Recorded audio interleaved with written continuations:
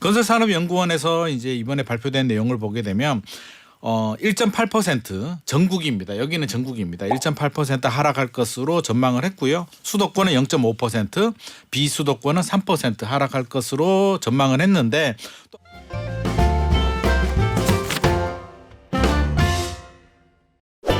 서울 아파트 거래량이 석 달 연속 4천 건을 넘었습니다.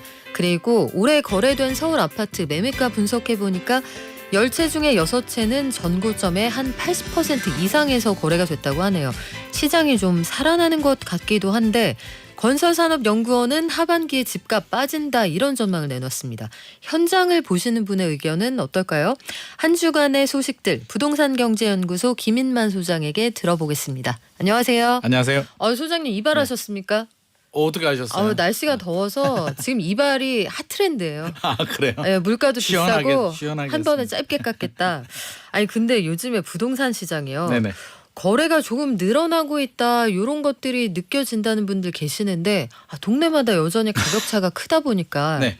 일단 좀 볼게요. 올해 거래된 서울 아파트 10건 중에 6건이 종전 최고가의 한 80% 위에서 거래된다. 네네. 값이 좀 올랐다는 얘기잖아요. 네. 이게 전고점하고 여전히 20%가 갭이 있다 이게 중요한 거예요? 아니면 80%를 넘었다 이게 중요한 거예요? 이게 해석의 차이인데 네. 저는 80% 넘었다는데 좀 의미가 있지 않나 하는 생각이 들고 또 전제 조건이 전국이 아니라 서울입니다. 서울 아파트가 그렇다는 거고요. 조사 결과를 보게 되면 올해 5월까지 1월에서 5월까지 서울 아파트 매매 거래 건수가 14,810건인데 8,939건 60.4%가 전고점 80%를 넘었다라는 조사 결과가 나왔는데요. 여기서 보면 이제 1에서 5월이잖아요. 네. 최근 흐름을 보면 우리가 4월까지는 좀 지지부진했거든요. 5월부터 이제 상승폭을 키우고 있기 때문에 최근 양상만 본다면 아마 이보다도 훨씬 더 좀 올라갔을 가능성이 높고 최근 다른 조사 결과를 보게 되면 네. 95% 도달한 곳들이 많다. 마용성이나 지역별로. 지역별로는 그리고 우리 상계동 또 87%까지 갔다라는 소식도 있기 때문에 서울만큼은 좀 괜찮다. 하지만 전국은 아직까지는 온도 차이는 좀 크다는 말씀 드리고 싶습니다. 그러면 전고점에 근접하게까지도 갈 수 있다 이런 주장하는 사람들도 있던데 전고점 어때요? 뚫을 수도 있습니다. 그래요? 네, 뭐 뚫지 못하라는 법은 없으니까요. 아니 사실. 금리가 여전히 높고 언제 금리 내려갈지 아직 모른다는데 그게 가능할까요? 아직은 모르는데 지역에 따라서 뭐 서초구 같은 경우는 최근에 99%까지도 올라왔기 때문에 전고점 대비. 그렇죠. 뭐 서울 전체가 이제 전고점을 뚫기에는 시간이 더 필요하겠지만 특정 구에 대해서는 저는 뭐 전고점 뚫는 건 지금 상황에서 보면 시간 문제인 것 같고 근데 문제는 이제 전고점을 뚫는 것도 중요하죠. 뚫는 네. 것도 중요한데 뚫고 나서가 이제 계속 상승세를 유지하느냐가 중요한데 계속 상승세를 유지해서 전고점을 뚫고 10% 20% 계속 올라가기는 좀 역부족이지 않을까 그건 하는 어려울 생각을 것 합니다. 같은데요. 네네. 근데 그 비수도권에 있는 집을 팔고 네. 서울 집을 사는 외진 거래가 늘었다. 보통 우리가 이걸 그 투자 열기의 어떤 전조 증상 같은 걸로 보잖아요. 네네. 최근에 서울 집값이 오르는데 외지인들이 영향을 많이 줬다 이런 얘기도 있던데요. 영향을 줬죠. 지금 조사 결과가 나왔는데 한국부동산원에서 이제 4월 서울 아파트 매입자 4,840명 중에 1,061명이 서울이 아닌 거주자다 이렇게 나왔는데요. 외지인이 1,000명이 넘은 게 작년 8월 이후에 8개월 만이고요. 뭐 전체적으로 보면 뭐 송파구, 영등포구, 성동구 전체적으로 좀 많이 나오고 있는데 결국에는 이제 그렇게 좀 보셔야 될 것 같습니다. 투자자 입장에서 본다면 우리 집값 한창 오를 때는 서울의 규제하고 규제를 피해서 지방으로 가잖아요. 우리 투자 수요들은 결국에는 실수요자든 투자 수요자든 올라가는 집을 사고 싶지 내려가는 집은 안 사고 싶기 때문에 아니 서울이 규제가 많으면 지방이라도 집값이 오르면 충분히 지방을 투자할 수 있는데 최근에 이렇게 서울로 많이 유입되는 이유는 결국에는 아직은 좀 지방이 좀 불안하다. 앞서서 이제 금리 불확실성 여전히 존재하고 있고요. 여러 가지 불안한 요소들이 존재하고 있기 때문에 그런 점을 감안해 본다면 상대적으로 좀 안전한 서울로 똘똘한 지역 똘똘한 한 채로 좀 집중하는 현상을 보이고 있는 것 같습니다. 근데 최근 정치권에서 보면 그 네. 종부세 1주택 1주택의 경우에는 종부세 폐지할 수도 있는 거 아니냐 이런 얘기가 나오잖아요. 그럼요. 그리고 여야의 의견이 오랜만에 합치가 된단 말이에요. 네네. 물론 민주당의 당론으로 확 밀어붙이는 건지 아직까지는 모르겠고 아직은 네. 박찬대 원내대표가 원내대표 되자마자 1가구 1주택 종부세 폐지하자. 네. 고민정 의원도 엊그제 그 인터뷰에서 폐지하자. 이게 네. 민주당이 부자를 공격한다는 프레임이 된다 이런 얘기를 했어요. 네네. 그러면은 1가구 1주택 종부세를 폐지한다면 요게 역시 똘똘한 단체였다. 이렇게 몰려가는데 영향을 미치지 않을까요? 영향 미치죠. 더 심화될 수도 있습니다. 물론 지금은 아직 뚜껑을 열지 않았고요. 민주당 내에서도 아마 제가 볼 때는 찬성하는 쪽, 반대하는 쪽이 좀 의견이 나눠지고 있는데 이게 지역구에 따라서 좀 차이가 있는 것 같습니다. 박찬대 의원님 같은 경우는 이제 연수구, 송도가 있는 쪽이고요. 고민정 의원님은 또 그 광진구, 그렇죠. 상대적으로 서울에서 또 한강변에 위치하고 있기 때문에 또 지역 주민들의 의견을 무시할 수 없는 부분이 있고 지방에 거주하는 의원들 같은 경우는 또 뭐 크게 상관이 없기 때문에 또 반대하는 부분이 있는데 어떻게 될지는 모르겠습니다. 뭐 여당에서도 1주택자 말고 차라리 종부세를 전체를 폐지하자라는 또 움직임도 있기 때문에 어떻게 될지는 모르겠으나 종부세가 부담되는 건 사실이잖아요. 그렇죠. 고가주택들 서울의 좋은 지역들이 부담되기 때문에 종부세가 폐지되거나 1주택자 종부세가 면제가 된다라고 한다면 갈아타기 현상은 더 심화될 것 같습니다. 이왕이면 부담이 없는 똘똘한 한 채로 주택 수를 늘리기보다는 그냥 한 채로 가자는 현상이 더 강해질 것 같습니다. 그래요. 근데 그래서 상승이 가능하지 않을까 이렇게 점치는 시각들이 살짝 늘어나고 있는 것 같은데 네.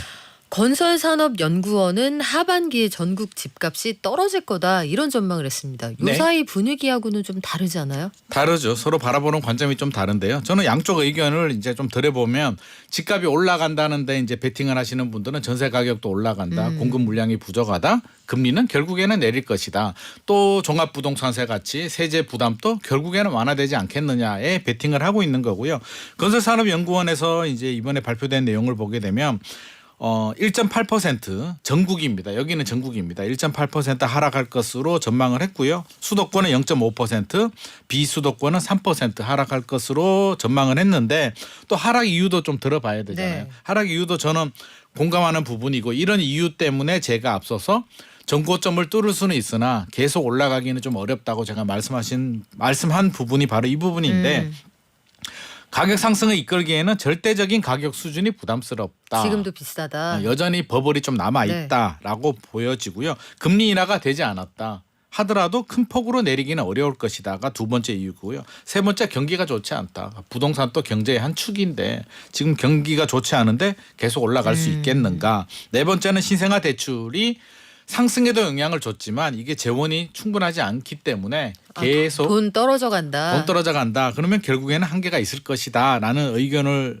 이제 하고 있습니다. 하지만 저는 그런 생각도 들어요. 이제 입장에 따라서 좀 차이는 있잖아요. 건설산업연구원 같은 경우는 아무래도 건설 쪽이다 보니까 최근에 PF 문제 여러 가지가 어렵죠. 그러면 시장이 좋아지고 있어, 우리 잘 되고 있어라고 한다면 정부에서 야, 잘 되고 그렇죠. 있는데 어렵다고 해야 좀 어렵다고 들여다보고 해야 지원도 뭐 하고 지원 대책들도 그러죠. 나오고 PF 네. 문제도 좀 더 적극적으로 하기 때문에 그런 입장이 약간 마사지가 좀 들어가지 않았나 하는 생각도 저 개인적으로는 네. 또 살짝을 하고 있습니다. 소장님 개인 의견이세요? 제 개인 네. 의견입니다. 네. 그래요. 이게 앞으로 전망이 어떻게 될지는 모르겠는데 어쨌든 건설산업연구원이 종전에 내놨던 전망보다는 하락폭이 많이 줄었습니다. 그것도 좀 같이 고민을 해보셔야 될 것 같아요. 그러면 소장님 시장 분위기하고 현장의 실거래가 통계도 받고 네. 건설산업연구원은 말 그대로 건설업체들이 이해관계를 가지고 있는 맞습니다. 연구원인데 네. 소장님이 현장을 많이 다니시잖아요. 네네. 소장님이 현장에서 느끼시는 건 어때요? 이게 지역마다 편차가 있고요. 단지마다 편차가 있는데 저도 이제 모든 지역을 다닐 수는 없고 좀 괜찮은 지역들 인기 단지 위주로 가다 보니까 제가 다니는 단지들은 좀 분위기가 작년보다는 좋다. 올 초 1분기보다는 지금 2분기가 좀 좋은 분위기는 맞습니다. 그래서 여러 가지 통계를 보더라도 인기 지역들 서울에서 뭐 마용성이라든지 강남 4구 강동구는 이제 최근에 입주 물량이 많으니까 조금은 힘들긴 합니다만 이렇게 인기 지역 인기 단지들은 분위기가 괜찮은데 이게 나홀로 아파트라든지 또 비선호 아파트로 가보면 우리가 상승기 때는 다 올라가거든요. 근데 지금은 그렇지는 않다. 인기 지역 인기 단지 위주로만 움직이는데 중요한 거는 여기서 이제 파도가 쳐가지고 네. 파장이 퍼져나가느냐 여기서 멈추느냐가 계속 올라가려면 저는 뭔가 이벤트 지금 우리가 알고 있는 이벤트 말고 뭔가 다른 상승 요인이 하나 있어야 될 것 같은데 뭐 예를 들자면 미국이 9월에 기준금리를 인하를 하는데 생각보다 큰 폭으로 인하를 한다. 뭐 0.5, 50bp 정도 인하를 한다든지 네. 우리가 예상하지 못하는 뭔가 긍정적인 이벤트가 발생하게 된다면 좀 더 파장은 커질 수는 있는데 아직 그걸 속단하기는 좀 이를 것 같습니다. 그러면 소장님 하반기에는 그냥 지금 정도의 상승세를 유지한다고 보시는 적어도 거예요? 추석까지는 저는 갈 것 같고요. 추석 지나고가 문제인데 이제 9월이 딱 걸리잖아요. 아, 추석은 왜 이렇게 중요한 거예요? 항상 추석하고 설날이 이게 터닝 포인트 역할을 해주거든요. 신기하게도 네. 작년에도 그랬잖아요. 네. 추석 지나고 그거는 정부가 꺾였고요. 그때 기점으로 대출 안 해줬으니까. 근데 그게 꼭 그렇게 명절 딱 걸립니다. 네. 이번에도 설 이후로도 살짝 좀 살아났고요. 해필이 이번 9월이 또 그거잖아요. 9월에 미국 기준금리가 내리느냐 안 내리느냐가 저는 굉장히 중요한 포인트다. 이게 11월 9월에 대선을 앞두고 네, 추석도 있고 그렇죠. 미국의 11월 FOMC도 대선 있고. 앞두고 9월에 안 내리게 되면 이거 좀 앞으로도 좀 쉽지 않은 문제가 되지 않겠냐라는 의견들도 있기 때문에 저도 공감하는 부분이고요. 뭐 바이든 대통령 입장에서는 9월에 안 내리면 현실적으로 어렵기 때문에 9월에 내리겠다고 생각하시는 분들이 많은데 안 내리면 또 실망하지 않을까 싶습니다.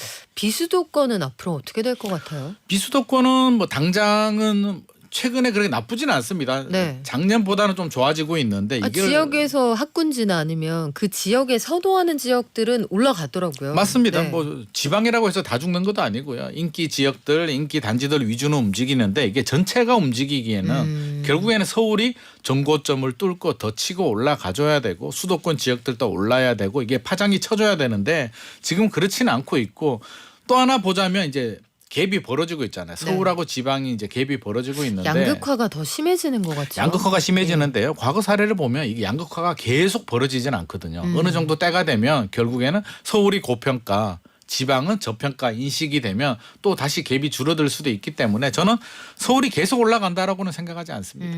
그래요. 이거 좀 지켜봐야겠습니다. 네. 아직까지는 확답을 드리기는 어려운 상황인데 시장에서 최근에 거래가가 올라갔다. 네. 오른 폭이 조금 커졌다. 이것까지는 팩트인 것 같아요. 그리고 서울에 재개발 얘기할 때 네. 이거 얼마 안 남은 대여다라고 했던 것 중에 하나가 용산 한남 뉴타운 4구역, 네. 5구역. 이거 뭐 시공사 선정을 두고 전쟁이다라고까지 했었는데 네. 요 건설사들이 오랜만에 경쟁하는 모습을 봐요. 이거 누가 가져가게 됐어요? 이게 대여거든요. 이게 용산이라고 하면 어떻게 보면 강남보다 더 상징성이 있는 지역인데 강남은 사실 재건축할 때도 남아 있는데 압구정도 남아 있고 용산은 사실 한남 뉴타운 외에는 이렇게 대규모 물량이 나올 때가 이제 앞으로는 없습니다. 예, 마지막 대규모 단지인데 관심이 굉장히 높고요. 건설사 입장에서는 여러 가지 의미가 있죠. 단순히 뭐 공사비의 문제가 아니라 이거는 뭐 상징적인 효과, 광고 효과까지도 있기 때문에 어떻게 보면 약간 목숨을 걸고 있는 상황인데 5개 구역이 있거든요. 한남 네. 뉴타운은 1구역은 구역 해제가 됐습니다. 왜 해제가 된지 아세요? 위치가 너무 좋아가지고요. 이태원 쪽입니다. 위치가 네. 너무 좋으면 조합원들이 하지 않습니다. 굳이 재개발을 왜 해? 지금 또 좋아라고 해서 1구역은 해제가 됐고요. 2구역은 대우건설이 차지를 했고 3구역이 속도는 가장 빠른데 현대건설이 먹었습니다. 그러면 남은 게 이제 4구역, 5구역인데 한강 조망도 가능하죠. 4구역은 삼성물산, 현대건설, 포스코 ENC가 지금 3파전을 벌리고 있고요. 5구역은 당초에 DLENC 우리 대림이죠. 네.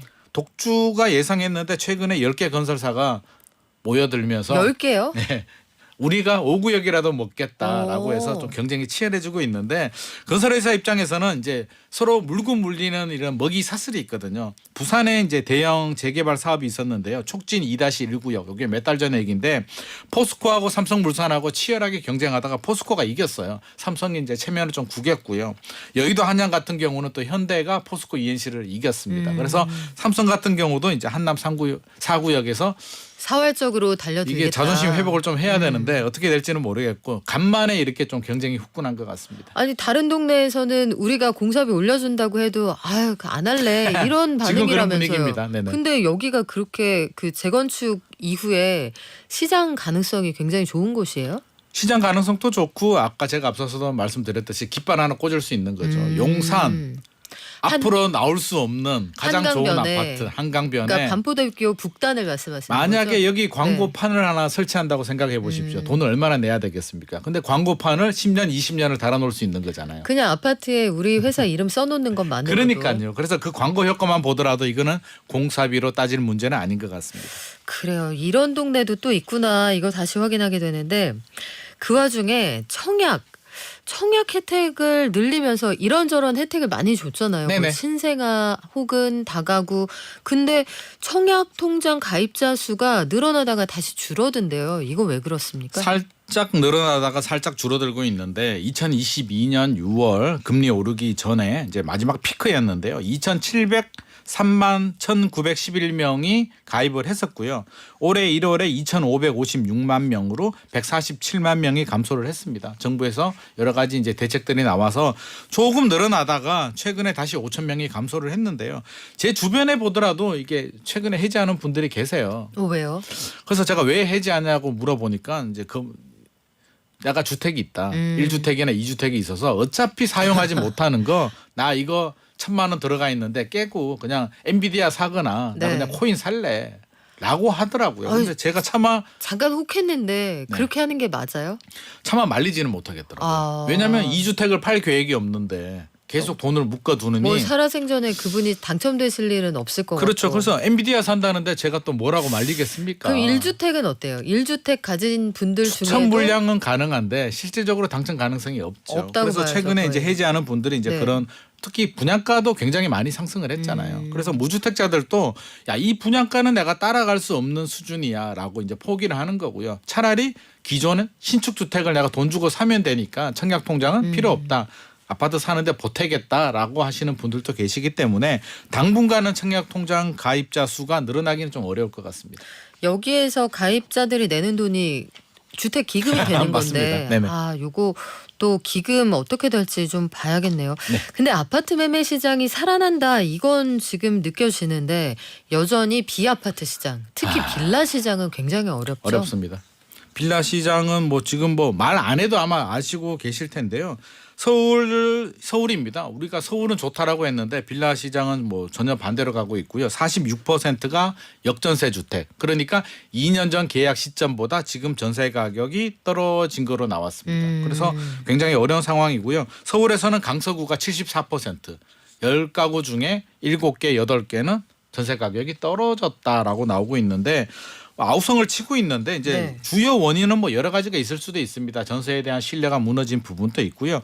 또 현장에서 가장 지적하는 부분이 보증보험 가입을 하잖아요. 네. 보증보험이 기존의 공시가격의 150%까지 해줬는데 요걸 126%로 내렸단 말이에요. 사기꾼들이 많이 부풀려 가지고 악용하게 되니까 내렸는데 이 부작용이 뭐냐면 새로 들어오실 분들이 불안하니까 보증보험을 가입해야 되는데 126%로 낮게 하니까 전세 가격이 떨어지게 되죠. 그렇죠. 자연스럽게 역전세가 생기니까 현장에서 정부가 왜 전세 가격을 떨어뜨리느냐, 정부가 역전세를 조장하고 있다라는 지금 반발의 목소리들이 나오고 있는데 아마 정부도 지금 고려 중인 거로 지금 나오고 있습니다. 좀 개선을 하겠다라는 의도로 보여지고요. 자칫 잘못하면 또 사기꾼들이 이용할 수도 있으니까 안전한 전세 계약 시스템 예방 대책들도 같이 좀 병행이 되어야 될 것 같습니다.